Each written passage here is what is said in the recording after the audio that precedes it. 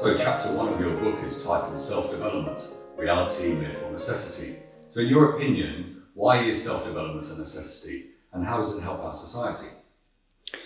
Well, when we are talking about self-development, is a word that has been used so many times.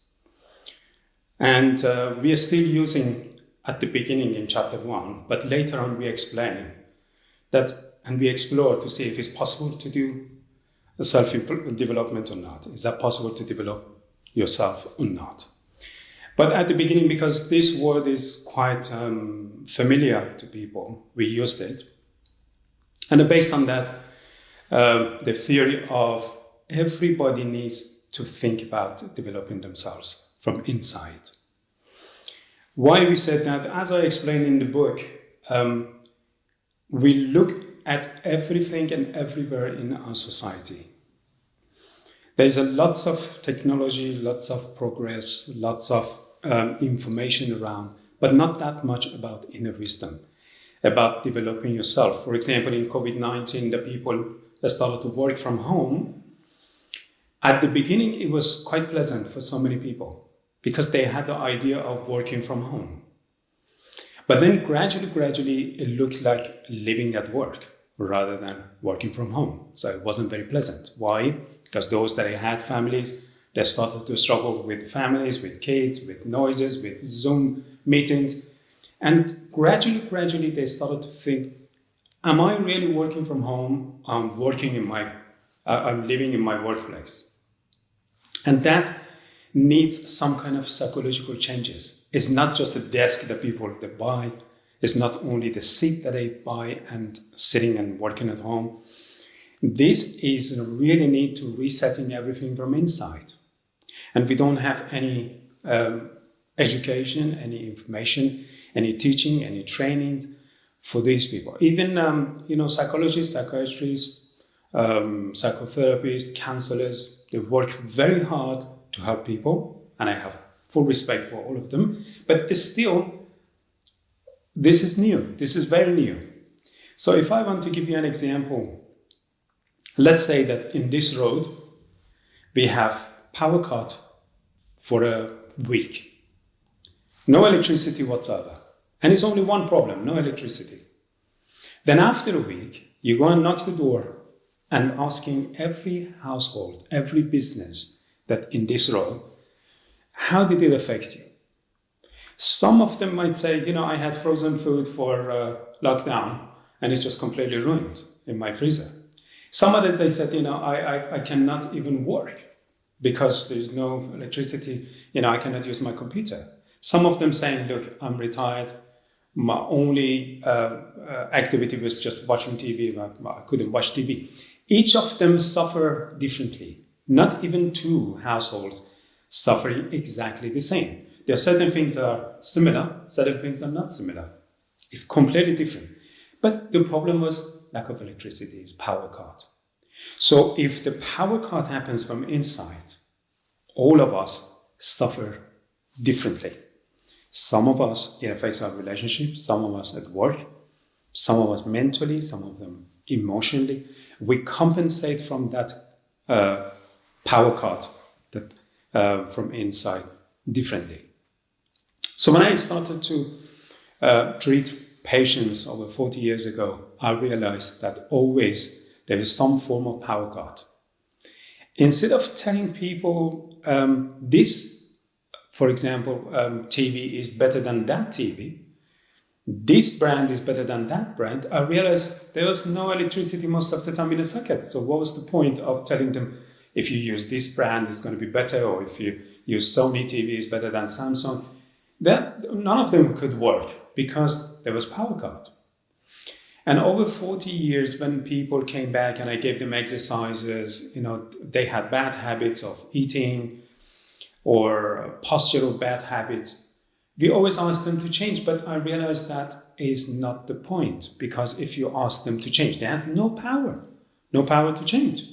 Why you're asking them to change for something that they don't have the power? So every time that I started to think about it in a way that we help them to revive the inner wisdom, because inner wisdom, the way that they can find themselves inside, it helps them to have that power. When they have that power, I believe that everyone has that intelligence inside. What to do with their life is up to them. Because when we are talking about self-development, it's not just the black and white formula, just giving to people to say, if you want to develop yourself, do this. Apart from that, later on, in a book that I explained, when you want to develop yourself, you become two. There's the one is developer and one needs to be developed. So in the root of the question, self-development is not a right question, but we used it because it's been used a lot just to attract attention of people, and simplify that by saying self-development is a necessity of closing your eyes and go inside.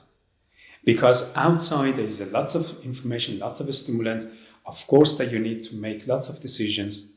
But in the Ineffable Group, we try to make everything simple as possible. And when we look at the whole society and different kind of problems, it doesn't matter physical problems, mental problems, emotional problems, we always realize is a lack of some kind of looking at themselves inside. And even we send children to school, they learn so many different things, from algebra to chemistry to biology to geography, but nothing about themselves. How they deal with jealousy, how they deal with somebody has something better, I don't have it.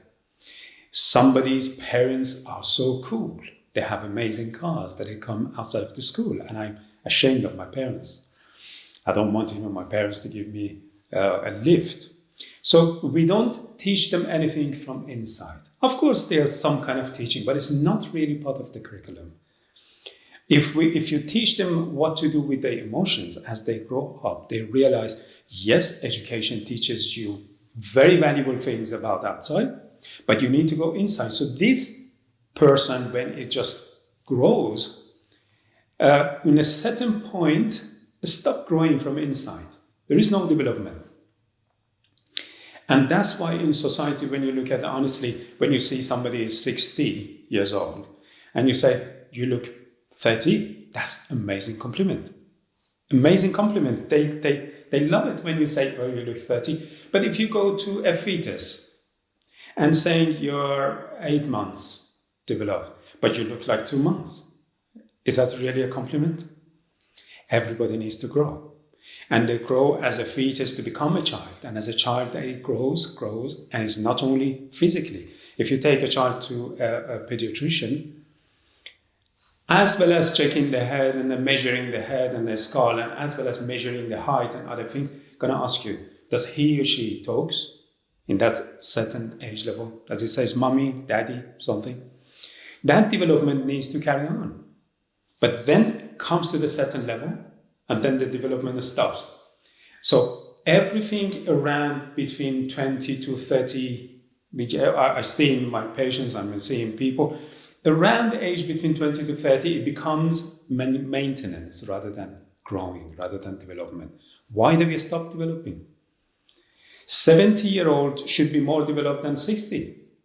Not look like 60, not maintaining that. There's nothing wrong with appearance. I'm not against that part. But what I'm saying is the development always changes there.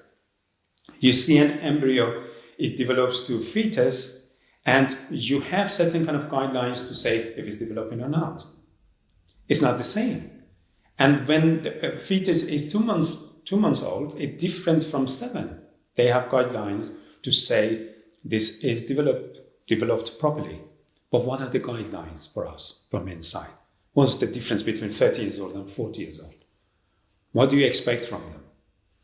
You expect from them to be more stressed and more confused and more trying to maintain it. So, oh my God, now I'm just moving towards age 50. I don't want to move towards age 50. Try to move backwards. Or you expect them, you have certain guidelines to tell them that you need to develop. So what are those guidelines? We don't have it. Nobody has it. If I tell you that Zen masters have that guidelines, that's wrong. If you think that Taoist masters have that, Everybody has their own guidelines there. But providing you help them to think about it, to feel it, to go inside, you personally find your own guidelines. You say, when I was 40, I was under stress. When I became 50, my stress was much less. When you became 80, 90, what are you going to do? So if I want to give you an example about self-development, imagine that your life is on a runway, the same as at the airport. And you start to walk on a runway, you discover you can stand up. When you stand up, you're so excited, the same as kids that they develop in a way that they realize they can stand up, and they're so happy about that. And then you discover that you can walk. It's so amazing. It's some kind of development. And then you realize you can run. You learn from others. You discover about yourself. You can run. You're so happy with that. Every time you become happier when you discover something new about yourself. But you're still on a runway.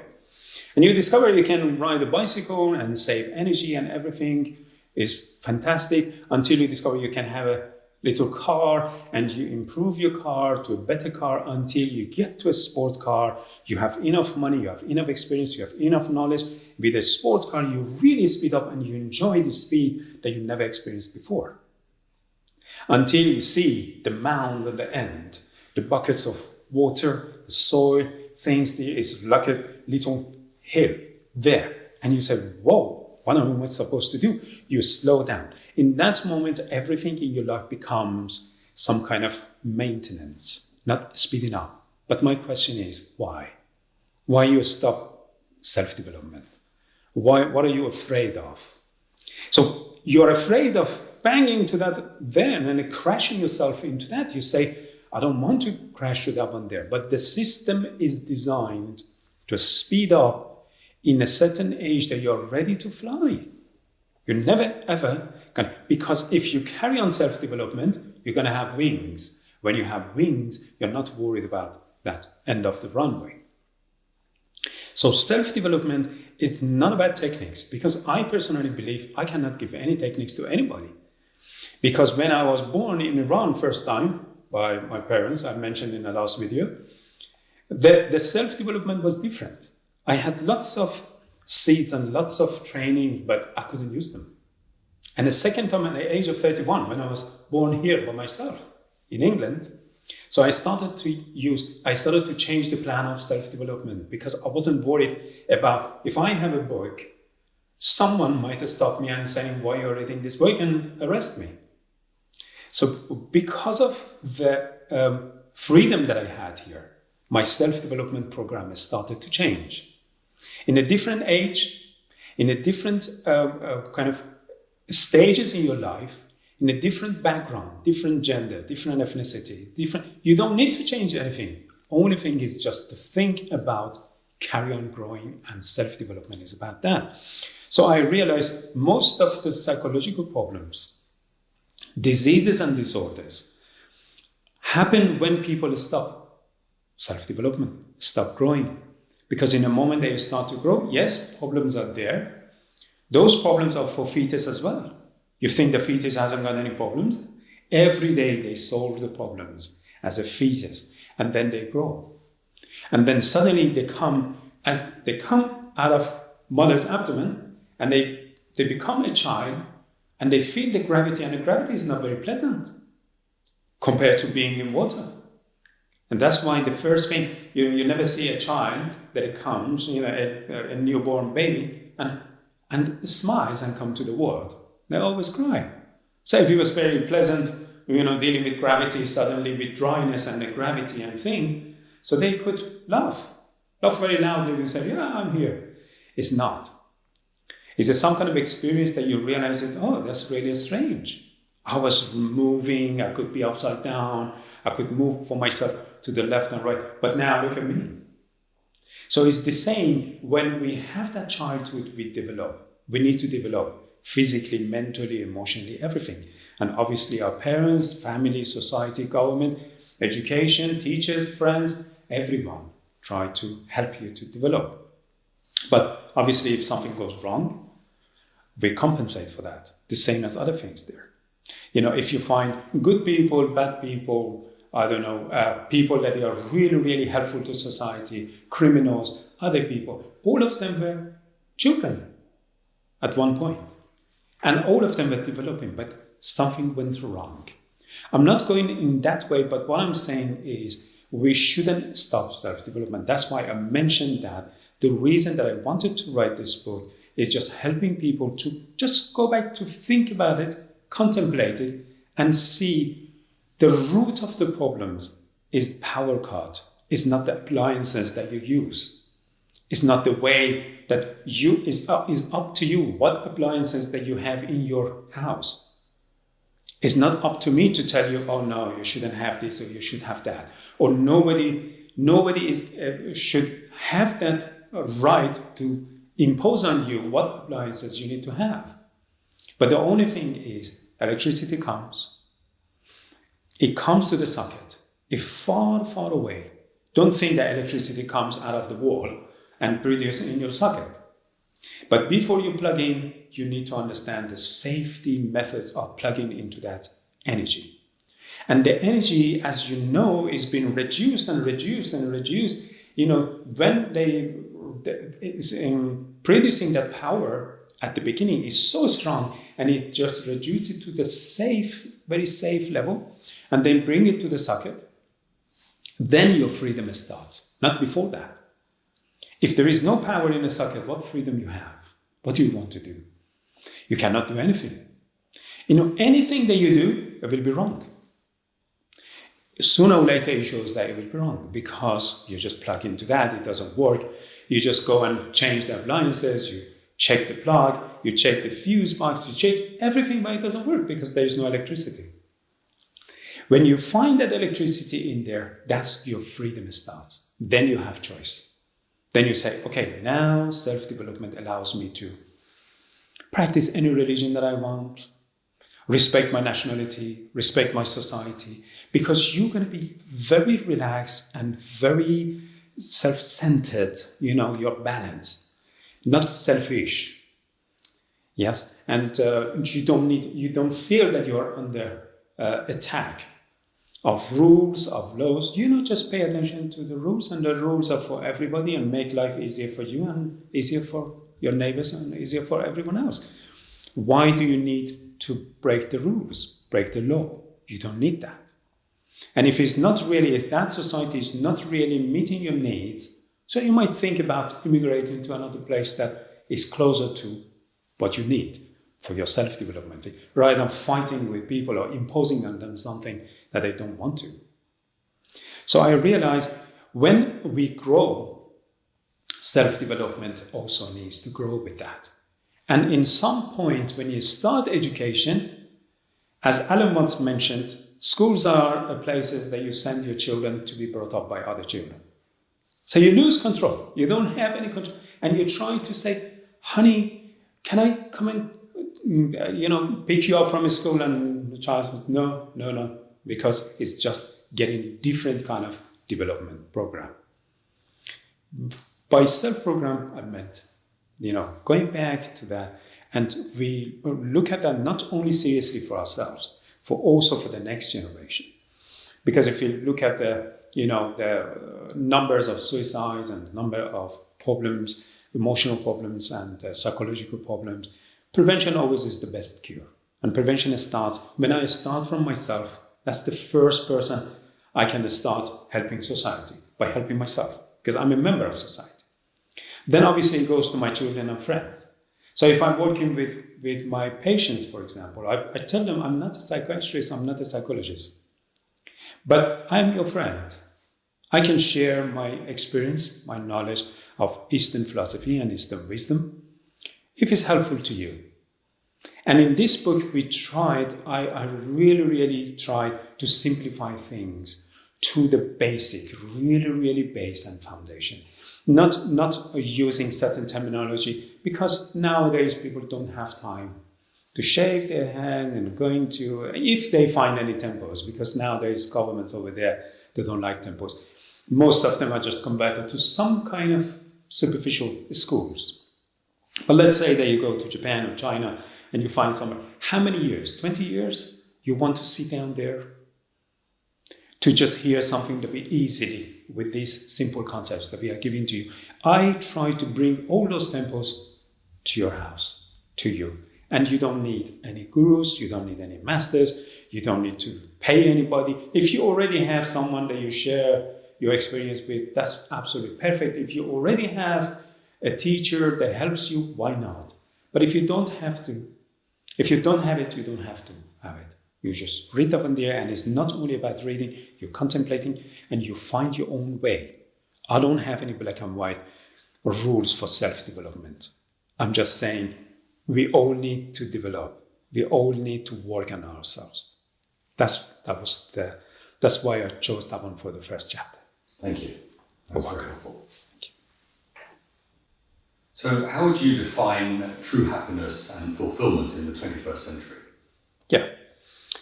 When it comes to the definition of happiness and fulfillment, every one of us have their own definition. It depends on your upbringing, it depends on your culture, it depends on the society that you live with. 21st century obviously is the most comfortable century for all generations in all countries. And if you compare it to the past, in terms of food, in terms of diseases, in terms of physical treatments that they could receive, it's much, much better and much more comfortable than in the past. But there is some kind of characteristics for 21st century. And one of the things is there's lots of information available because of internet. Lots of information is available, and if you want to definition of happiness, you just search it on the internet. Instead of asking your parents, instead of asking your teacher, you can ask millions of people around the world, and they give you a different kind of definition with that. And some people thinking that happiness and fulfillment happens when they have enough money. Some people think if they have enough education. Some people believe if they can defend their country and their nation, they feel really deeply happy. It depends on them. But what we're trying to say is, what are you going to do with this information? How are you going to define that fulfillment and happiness to yourself? Because this is so, so important. If I want to give you an example, imagine that somebody asks you, would you like a very good car, a Bentley? And you say, yes, I love that one there. And I said, okay, we deliver that to you by next week. And then next week, somebody knocks the door and you open the door and they have 100 boxes full of bits and pieces of a Bentley. And I said, there you are, sir. This is your Bentley. And he said, no, these are just 100 boxes. This is not Bentley. Bentley is a car that they said, yes, this is a Bentley car. It's got all the bits and pieces for you. I said, but this is not the car that I had in my mind. They said, but we have all the bits and pieces, everything, all the parts, and we deliver it to you. That's yours. This is not our responsibility. We don't put them together. We don't have engineering. We just deliver these to people. We deliver that to you. And they leave. And you say, oh my God. If you leave them outside, you're going to think if anybody just takes even one box, I'm not going to have Bentley anymore. So you bring them in. You bring them in, and in your bathroom and in the toilet and in the shower, and everywhere is going to be full of boxes there, which means you don't have enough space even to live inside of your house. But you have a Bentley. Now, how are you going to use that Bentley? I don't know. Because nobody teaches you about the engineering of how to put them together. So when you say, if I have a Bentley, I will be so happy, fulfilled. Okay, that's good. But how are you going to do this with this? That is going back to inner wisdom, the way that you engineer that. Wisdom is not information, it's not qualification, it's not knowledge. Wisdom is engineering what to do with knowledge, what to do with that, with the information that you get. In a moment that you start to become engineer and opening the boxes and slowly taking them out in outside of your house and put them together, and slowly, finally you have your Bentley and you say, that's what I wanted. So 21st century, defining happiness is so difficult because the variety is unbelievably wide and very vast. Most of people around the world thinking about money. And some people, obviously, it's not just money, about family. Some people, money and family and qualifications and knowledge and rest of the things that they need, what kind of job they need, what kind of profession they have. Nowadays, it becomes very, very important, because when you see some people in a party or somewhere, before they even ask you, what is the definition of happiness for you? Before they try to find out, to say, who are you, really? They want to know what you do. And by telling them, what kind of job you have, you put yourself in a category in their mind. So they think they can know you. And they can know you better by putting you in that category of your job. If you say, I'm a car mechanic, they just treat you differently, and they try to understand you differently. And if you're saying, I'm a surgeon, I'm a judge, I'm a bus driver, they just completely have different view. So they don't want to know you. They want to know what you do.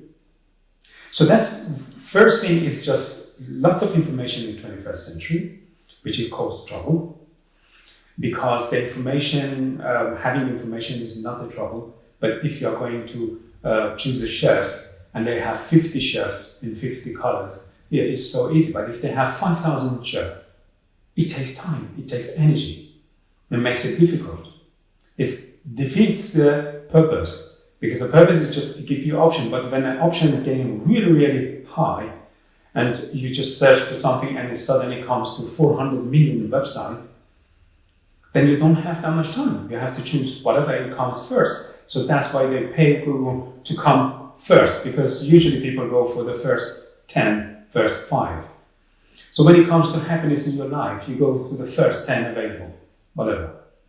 And the people say, yeah, that lady, that gentleman is good. Yeah, okay, I'm happy. And then they realize, actually, I didn't pay attention to that. I think I changed my mind. I go for another one. And because there is so many options, it doesn't help. It doesn't help people to choose that one. So we don't define happiness and fulfillment. But what we say is 21st century has lots of advantages. You have access to lots of information. You have access to lots of technology. It helps you in so many different ways. But at the same time, it's got disadvantages. And the disadvantages is too many options, and there is no engineering. So nobody gonna teach you what to do with the information. So when the young people start to work, coming to society and taking their professional life more seriously, they realize that there's lots of expectation from them because they have bits and pieces. And the expectation is us asking them to perform. But how? Yes. Now, how to perform as a good husband? How to perform as a good father? How to perform? Yes, for their job, they know what to do. But how to perform, how to deal with your colleagues? What does teamwork mean? Is that teamwork is working with a team and trying to be higher than them and stand out? Is that the meaning of teamwork? So when they see someone else is standing up, they go to competition. It's not competition. And obviously, because they don't know what to do with this expectation, they have no training, whatever they do, it becomes reactions rather than responding. They don't respond to the tasks. They don't respond to the age level. They don't respond to starting a family or something. When they are in a relationship, they start with a very basic physical connection, very basic emotional connection. And every time that they think, oh, I need to propose, I need to start a family, the anxiety starts because there's no training. You need to go back to remember, oh, okay, my parents actually, no, that doesn't help because this is 21st century. The standard is different. Now, I'm talking to you and millions of people can see it. It didn't exist when my father wanted to talk to his friends.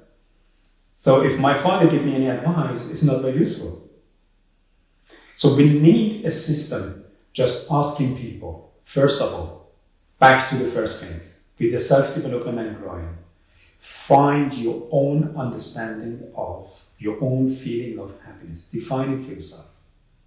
And when you define it for yourself, there is some kind of wisdom from inside. It's already there. You need just to revive it and use it. That makes you engineer of your engine, your mind. And in that moment, you know exactly what to do with this information that it comes there. You know, for example, for your digestive system, what you need to do is very simple. You just select something that is edible and clean is enough. Rest of the things, how many enzymes you want, and how much work to digest it, and what part is useful, what part is not useful, and you need to get rid of, is on your digestive system.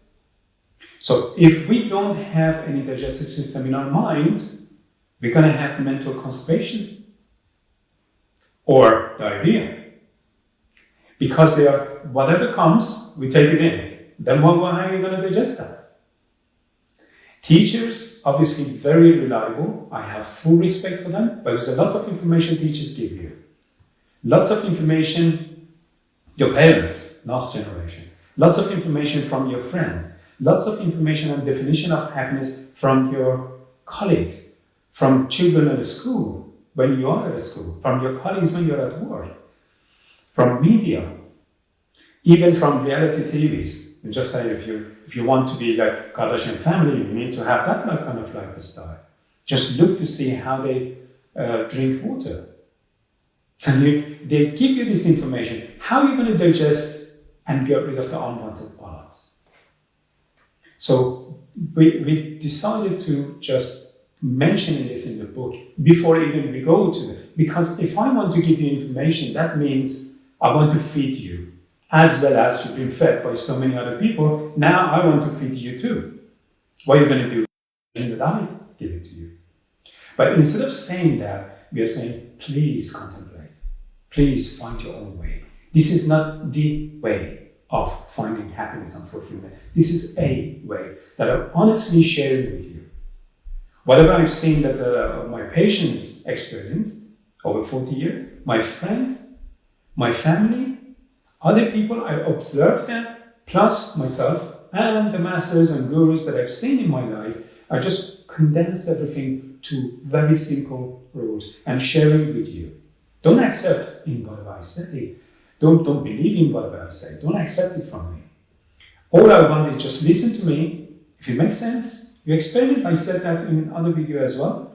You experiment. If it works for you, it becomes your experience. And if you carry on as your experience and it works for you, please pass it to someone else. That's all we want. Makes sense.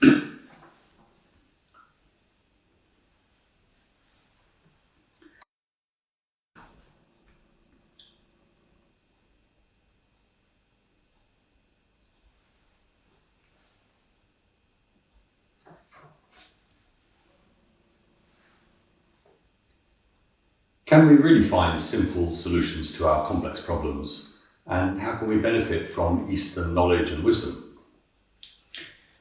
That's a very good question and very important question as well. And it's not that easy to find a black and white answer to that. But if I want to give you an example, imagine that there are some buildings and there is something wrong with those buildings. Something fundamentally wrong with those buildings and they are not safe. They suffer from different problems. If you start from 5th floor and completely forget about the foundation of the building, you're missing so many points there. Because if you try to build a building with a plan from 5th floor, not going to the 4th, not going to the 3rd, not going to the foundation, you always find it so difficult.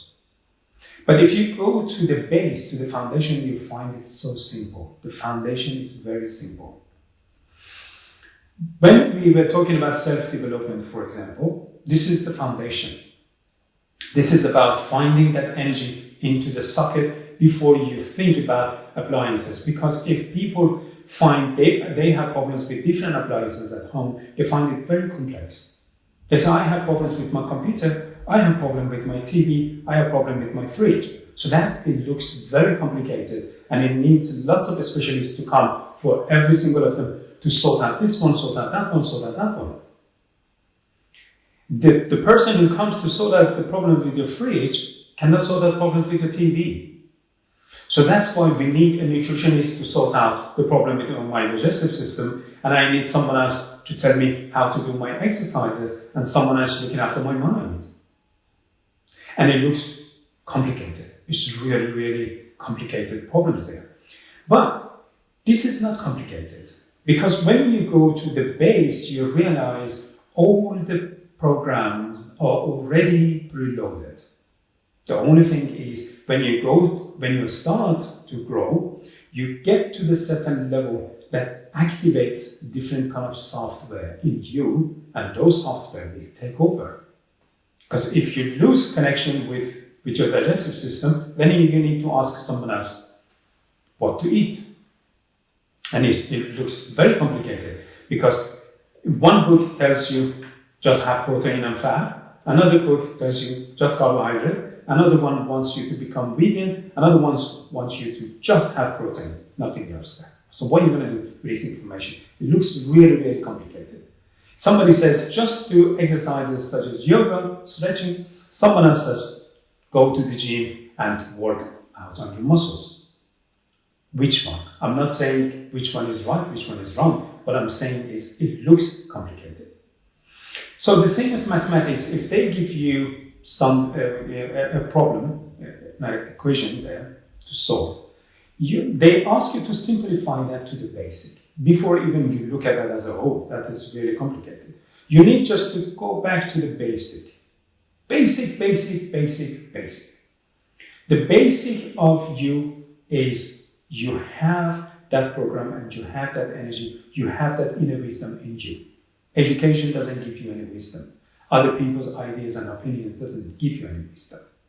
They give you information. Very valuable, very good, very nice. But you need to go to the basic. If you think you are two in your mind, the problem starts. Because immediately after you are two, you are going inside, and what you call it inside is actually a conversation between a reporter and one of your masks that we explain later, at least one of them. That conversation is always there. Even when you're silent, that conversation is always there. And you think, what am I supposed to do? What am I supposed to do with this piece of information? That makes sense. That doesn't make sense. Now I need to go in. Going in to do what? You're asking yourself. And the other one says, it's a self-development. You need to start self-development. But how can I start self-development? Go and ask someone. Because that's the conversation. But the basic is you're one. When you look at a baby, do you see in behind baby's eyes two? You don't see two. You smile, they smile. You pinch them, they cry. If they need to be fed, they cry. If they are happy and relaxed and dry, there is no two. In psychology, they call it oceanic worlds because you're one.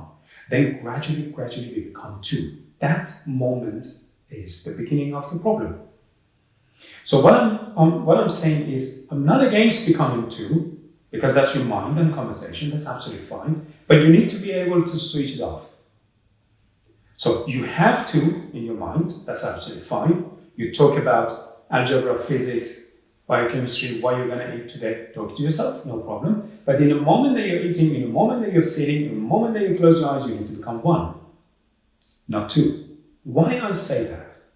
Because in order to understand the base of life and avoid main problems, I call them main negative problems, because not always problems are negative. We need problems in order to develop.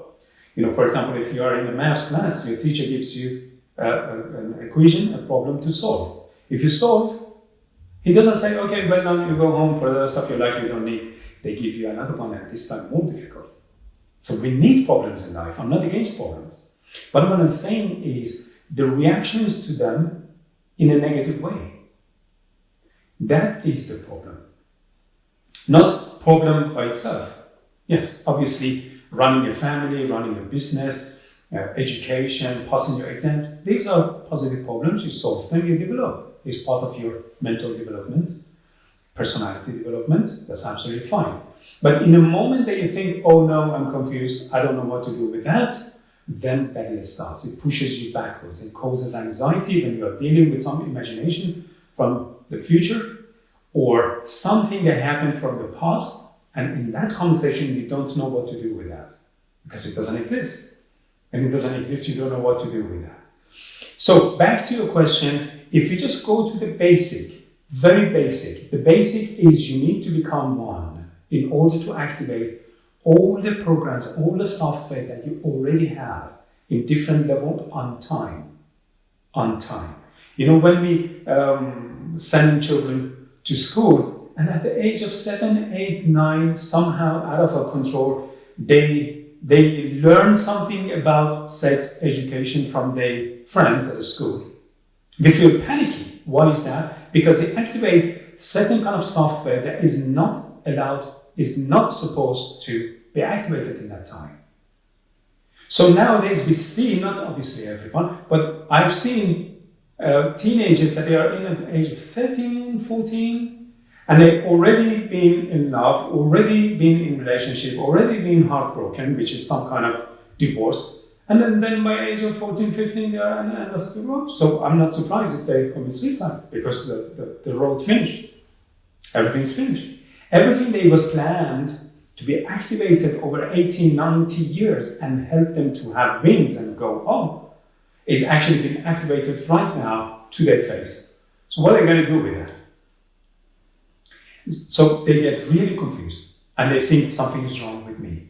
And these kind of negative reactions activates certain parts of the brain, which is self-destruction. And self-destruction is activated in everybody, almost most of people.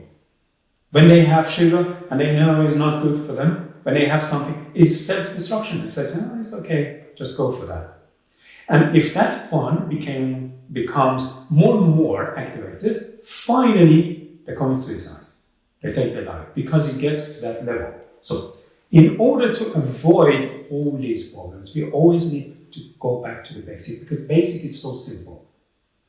You need some kind of contemplation, some kind of relaxation that it allows you, helps you to become one. That's all you need to do.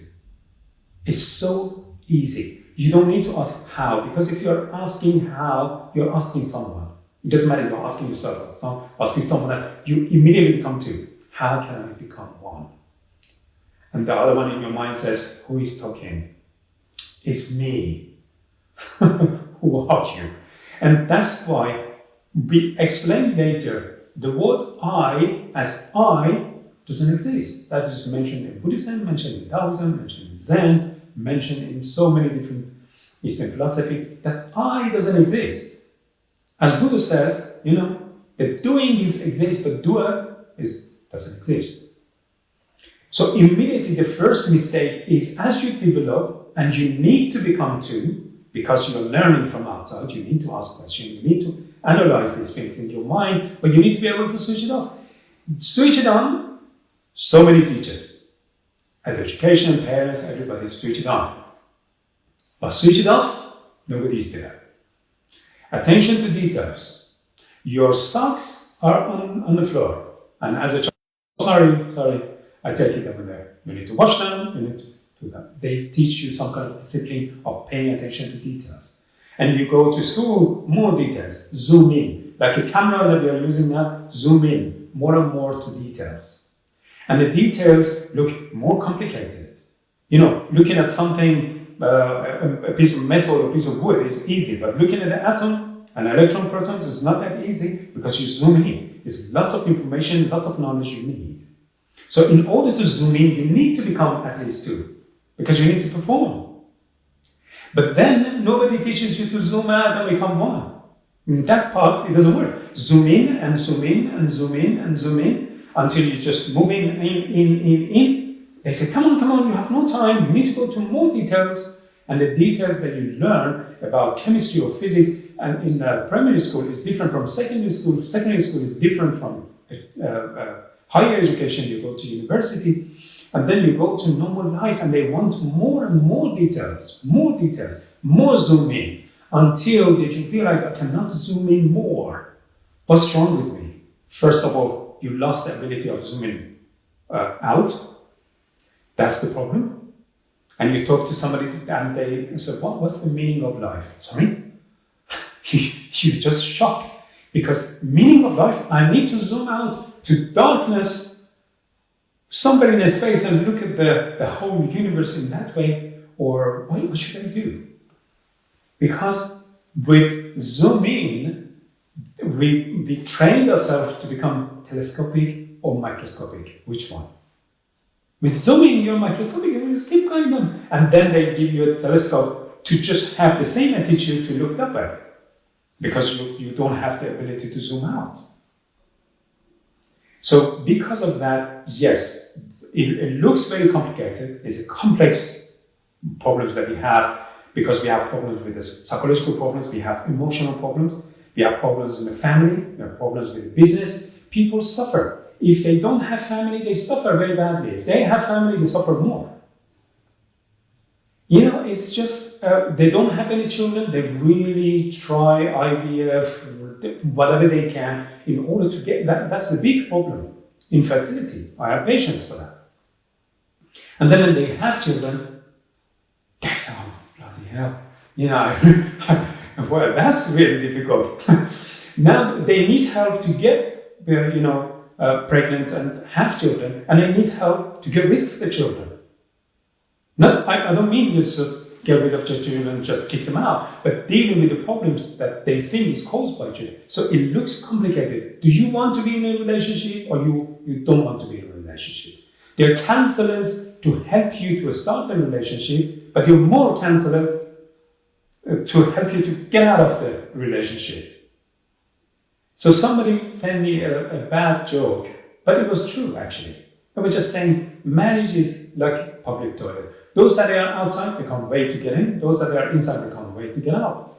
And I was thinking, actually, it's a very bad joke. It's not a good joke. But yes, that's true, because I see them. In the first part of the personal life, when they start a relationship, they're so excited about everything. They think that they're developing and making progress, and then gradually stop. And they're trying to maintain it. And always they go back to say, do you love me the same as 10 years ago? But they shouldn't. They shouldn't. Because you've developed. You need to activate certain programs that even the meaning of love, the meaning of relationship, the meaning of growing should be different.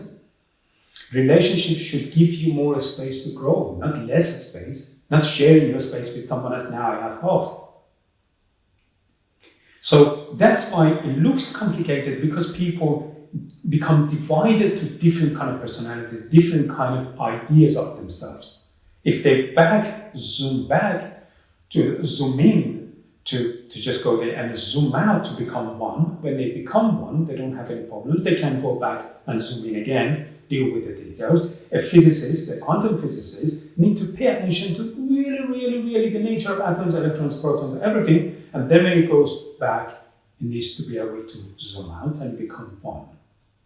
Obviously, if it just goes to work as a physicist and then goes back home as a father or husband or wife or mother or whatever, and then after that, it becomes one person, and then if it closes the eyes and it go back in, should be able to become one. In that moment, nothing is complicated. You always recharge your batteries. If you say to me, men are stupid. If I zoom in, I try to get, oh my God, I'm a man, and he or she is offending me. It is so complicated. I need to know why they are offending me. And I need to convince them, no, not all men are stupid. If they say, not only men are stupid, but men who were born in Middle East. In Middle Eastern men are more stupid than any other man in the world. And I say, oh my God, I was born there, you're offending me. What the problem that we have most of the time with races, with skin color, with other things, it comes because we don't have ability to zoom out. If you zoom out, you're not a man. You're not Middle Eastern or black or white or what. That doesn't exist. In zoom out, you become one. You don't have even a body. You don't have a mind, because your mind is accumulation of information and data over years. And your body is accumulation of whatever you've been taking plus some kind of genetic DNA formula that you develop in that way. But behind this, you're one. So if you say men are stupid, I just move back, you have no access to me, I have a very good rest. And if I need to come back to you and say, that's very interesting, please tell me more. And I had patients that I said, look, men are like this and like that, and I had some kind of domestic violence because of this, because of that. And they generally say men. And then at the end of the session, they apologize to me. They realize I'm a man as well. So they apologize, and I said, no need to apologize. It's very interesting what you said there. And tell me more if you want. And they say, yes, that's the problem, that's the this, that. And you get access to connecting with people because you realize how simple and easy it is when you're able to zoom out. When you need to do something, to do your job, to drive, you need to focus. You become two, zoom in, at least two, zoom in and do the job. But then after that, everything is so simple. You need to zoom out, back to the space, back to the darkness. You don't need any spotlights anymore. You don't need anything there. You're just back to that and you become one. In the moment you become one, you recharge your batteries. If you're bleeding mentally, emotionally, it's going to be repaired when you go to sleep. Before you go to sleep, you need to become one. Allow all these masks and all these titles and all these things outside. In that stage that you're performing there, you die. It's okay. You just leave them there. They don't go anywhere. Believe me, they're asking waiting for you. You just go back to that and go to sleep. When you sleep, you go back to before, even as a fetus. You just go back to some kind of being one, that oneness, that consciousness. You go back to that and go to sleep. And I guarantee, next day, I'm not saying you don't have any problems. Still, you need to pay your mortgage. Still, you need to pay the bills. You need to repair your cars. All the things that you need to do. But you feel lots of energy, lots of wisdom.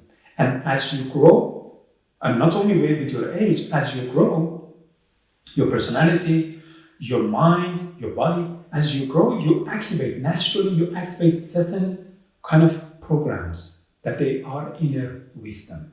Inner wisdom going to be activated by itself. You don't need to do something. You cannot ask somebody, how can I activate my inner wisdom?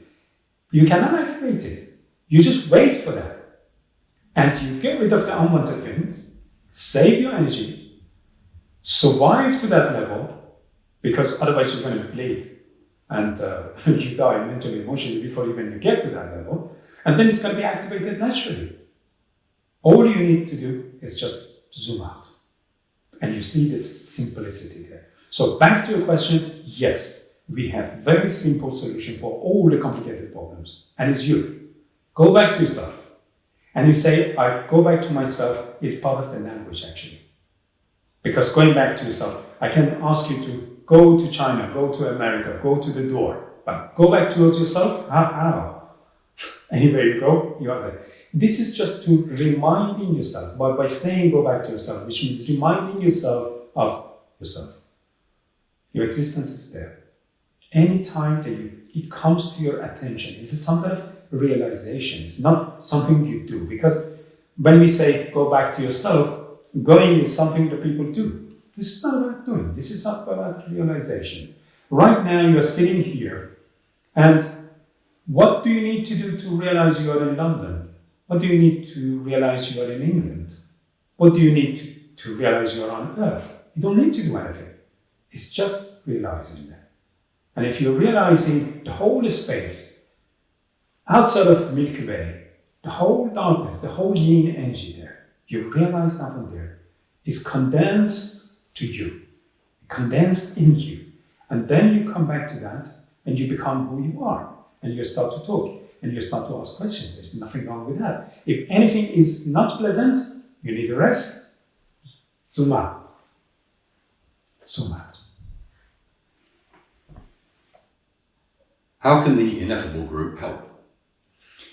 I started Ineffable Group because during lockdown, one of the benefits of lockdown, it was just we had enough time to sit down and do more contemplation and more relaxation, more meditation.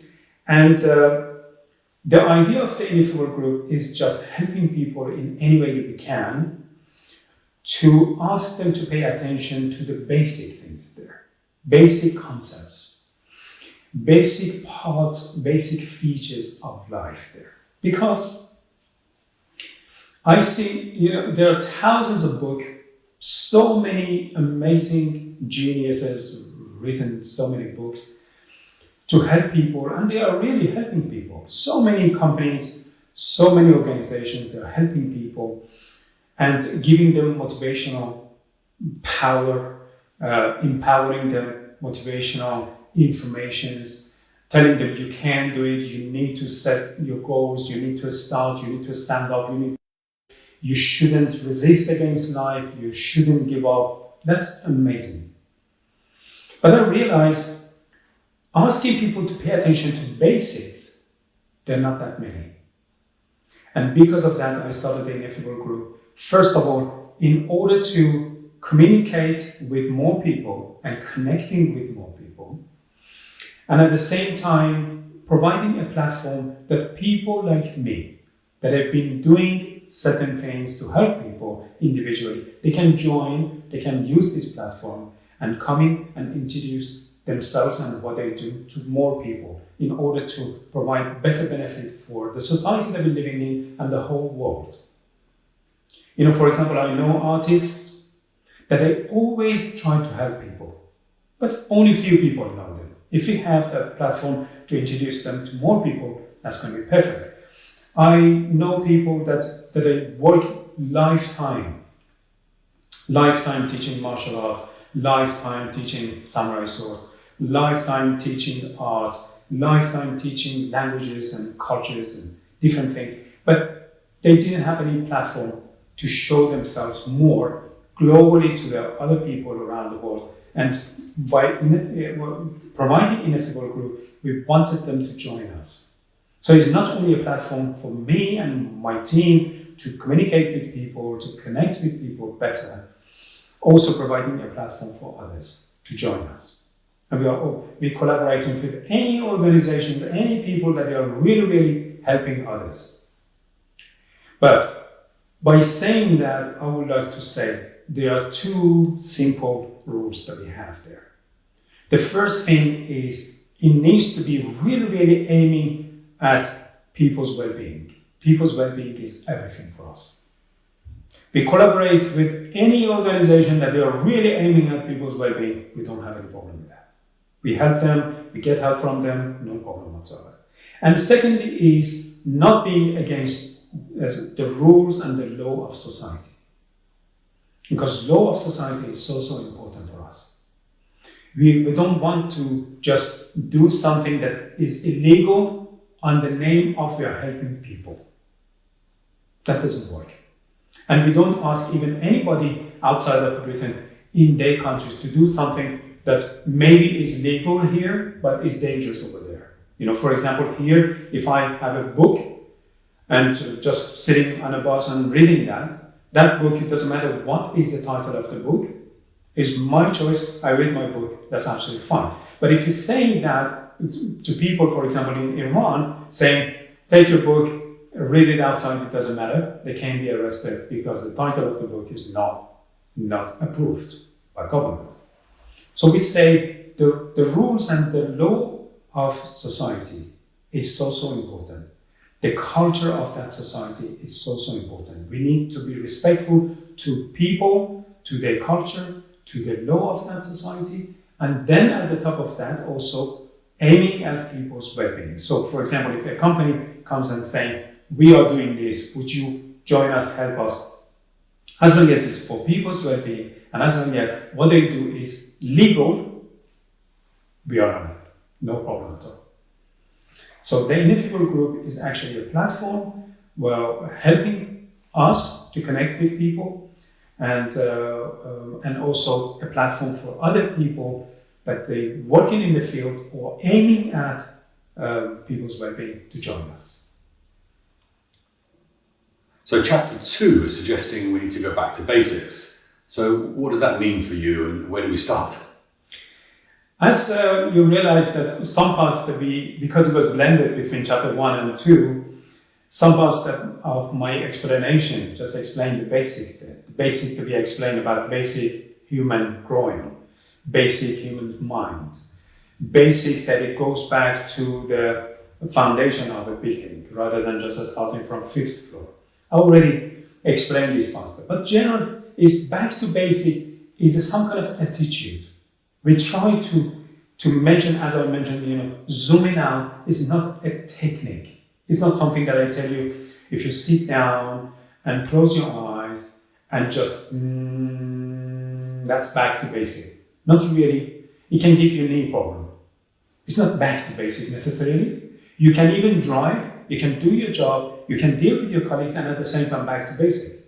You don't need back to basic doesn't mean that you just go back to the certain techniques. Back to basic is an attitude. It's an attitude to zoom in and be able to zoom out. See the complexity of problems, pay attention to the foundation of that. And to be honest, back to basic is much more important than people can think. Why I say that?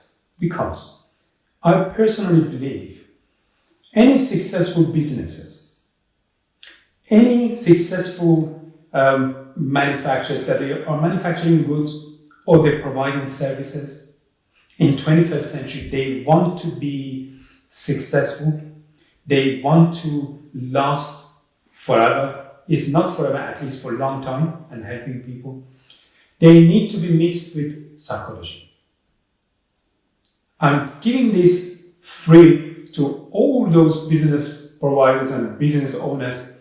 If you want to last, it doesn't matter how big and gigantic is your business.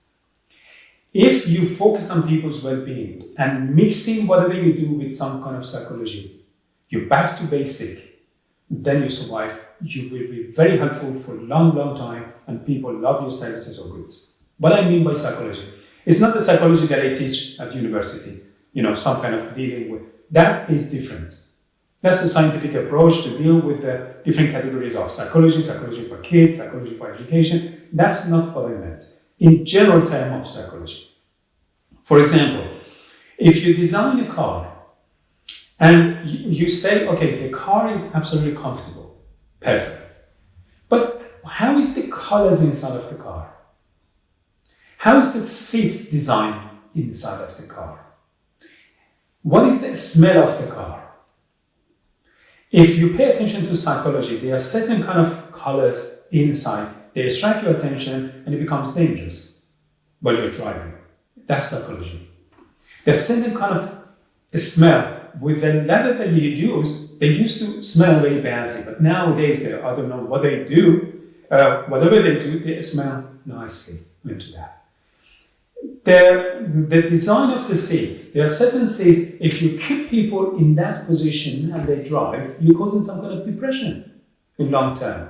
So they try to open up here, helping people to sit and drive and breathe nicely, and that is psychology. Before, when people were just sitting there and using some kind of media into that, that's listening to a CD or something, it was really some noise directly comes from that into your face and into your ear. But now it's surrounding system. That is psychology. If it's a chair and you're thinking, in that chair, I'm sitting comfortably, sitting there. It's not only about your nervous system. It's not only about your musculoskeletal. It's about the psychology of that. Why? Because if your nervous system is not comfortable, your brain and your mind is not comfortable.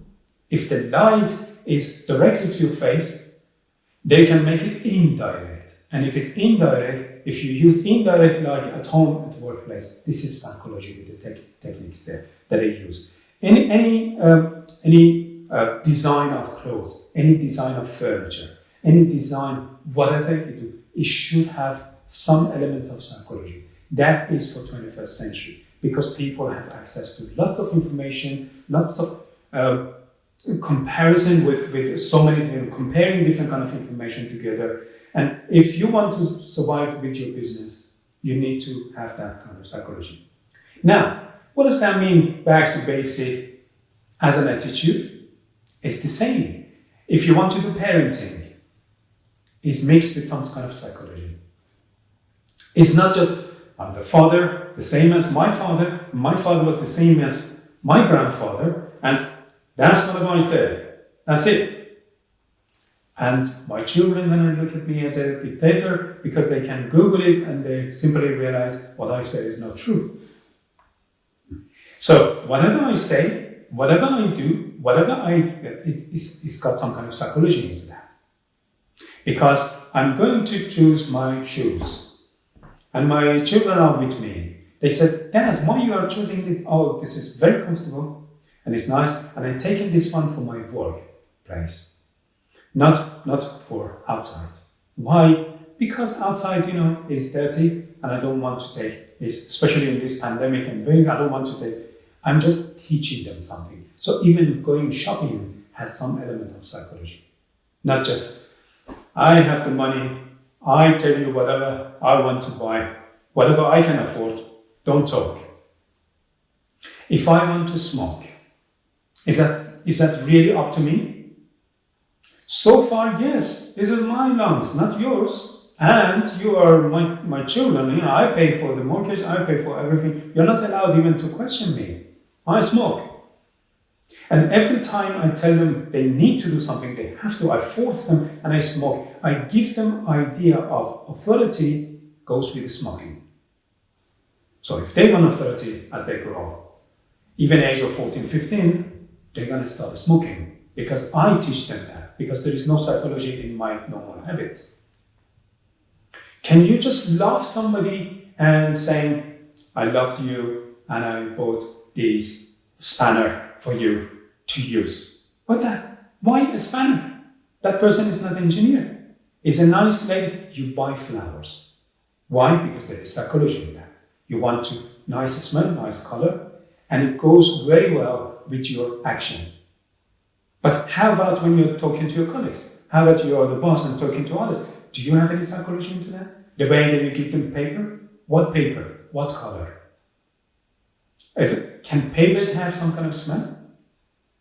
Can somebody comes and do the interior design based on psychology? So the basic is, if we want to prevent problems, and prevention always is the best cure, we need to have, not for everything, but some element of psychology in it. I give you another example. I'm a bus driver. You pay me to just drive the bus. And you told me whenever the door is closed, shut, don't open it, keep going.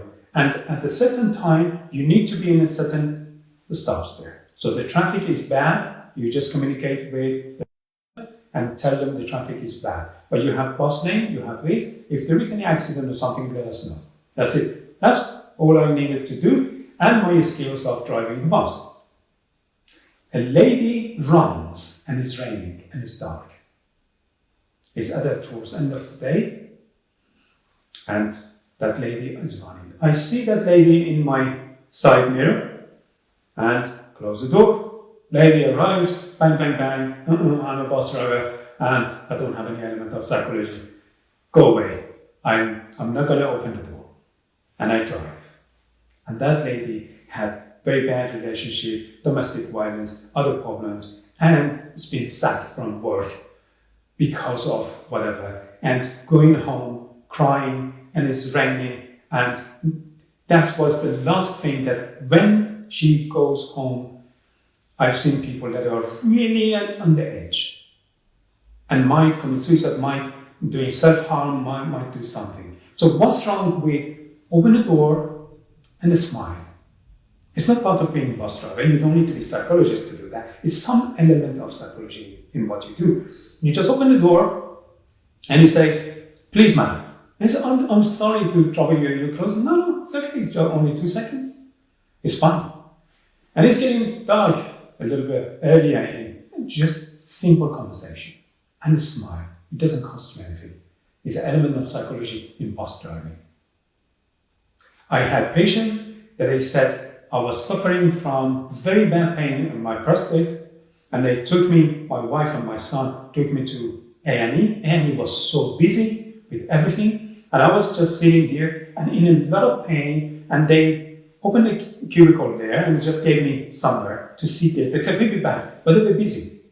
And nobody came back. And I was just sitting there and in a lot of pain, and suddenly I saw an older doctor who was just passing there. And I said, doctor, please, I'm in a lot of pain.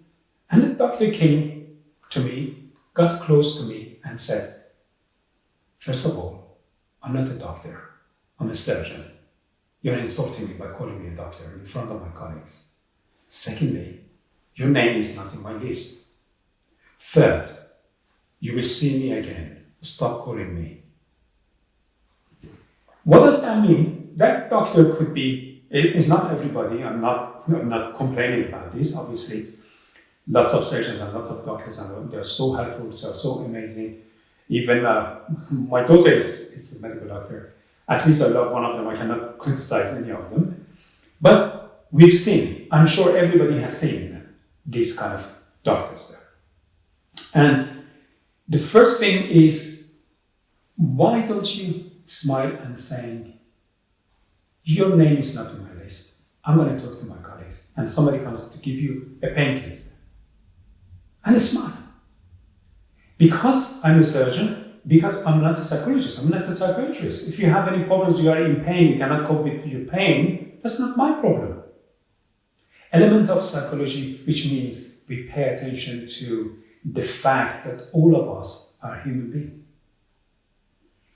Back to the basic, which means all of us need to back to the basic.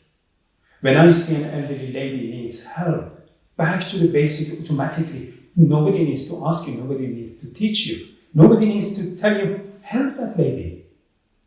You're sitting on a bus or in a train, and a pregnant lady comes, and it's so difficult to hold on to that, and the movement of the train is bad. Don't you want to stand up? If you're back to the basic tells you, please madam, would you like to take a seat here? So you mean about connection then? Absolutely. So back to the basic is, if I go back to my basic, then I can see everything clearly, and then I can act. There is no need to morality, no need to rules, no need. They are there, I have full respect for them. It works for so many people, but I don't need them. I personally don't need them, because I just find out what's the rules of this business, what's the rules of this society, what's the law says about it, and just once I consider that, and that's fine, that's enough.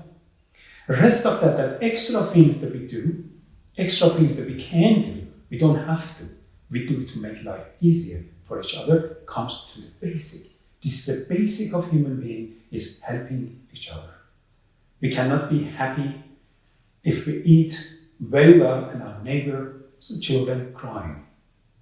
So whenever there is some kind of problems from outside, I have lots of patients that are telling me amazing stories from World War II, World War I, World War II, or they heard from their parents, or they are old enough to remember. When the disaster was so bad in war, people were just sharing everything. People were so happy to be with each other, entertaining children and telling them stories, and everything had an element of psychology into that. But nowadays, we are just separated. Everything is just separating. And separation causes pain. As long as my fingers and thumb are attached to my hand, they are pain-free. If you try to detach them and separate them, the pain starts. So, we as individuals, if you're attached, if you're connected to society and can help them, we don't feel any pain. I guarantee, in the morning that you wake up and you understand that you are so clear what you can do to make life easier for people, you should never get any psychological or emotional problems. I'm not saying you don't get any problems. Every one of us needs problem to grow, as we mentioned before. But back to basic, which means back to basic of your nature. And basic of your nature makes you thinking about what can you do to make life easier for people. It doesn't matter, those people are your family, your friends, people around you, or at work, or in society, or around the world, and nobody knows. Those that are working right now on finding a vaccination for COVID-19, they're really helping everybody around the world. People that they don't even know. But they're sitting in their lab, hours and hours and hours, spending time and energy trying to find something that people in Africa, people in Asia, people in everywhere can benefit from that. This is back to basic. They feel tired, their payment maybe is not enough. They feel they need to be with their family. The same as other people, they cannot see their parents because of the social distancing. But when they go to work, they think people around the world are waiting for me. And they focus on that. That has some element of psychology in even what they do in a lab, what they do as a bus driver, what they do as a judge, what they do as a politician. Whoever they are, and that they do a very respectful job, they have amazing profession, that's absolutely fine, but 21st century, if you want to grow, not personally grow, also growing as a society, we need to pay attention to everything that we do. It doesn't matter if we're providing goods or services, we need to have some form of psychology into that. What does that mean? That means pay attention to people's well-being in a way that psychologically we're not causing trouble, not giving them very delicious food, but that affects their mind. Not very nice and luxury car, but psychologically makes them depressed and compressed, and they get out of that and they have not only back problem, also the brain doesn't work properly. Or we go for perfumes and helping them with a nicer smell, but that nicer smell affects the olfactory nerves and causing trouble for them, for the cranial nerve. So why not going to the natural ingredients in a way that we give them a nice perfume, but psychologically help them to become happier rather than sad, rather than depressed. So anything we do, providing perfume or providing a car, whatever we make, if we are just even baking bread, we can have some psychology. If you go to a bakery and bread is inside of very, used newspapers on the floor, would you buy that one? Or they have amazing decorations, so clean, so nice, so warm, with lots of wooden background into that. Because wood comes from trees and these are from plant. And it's some kind of psychology, some kind of nice, and the smell of bread is amazing that people want to buy them. Is an element of psychology into that. Thank you very much. Thank you.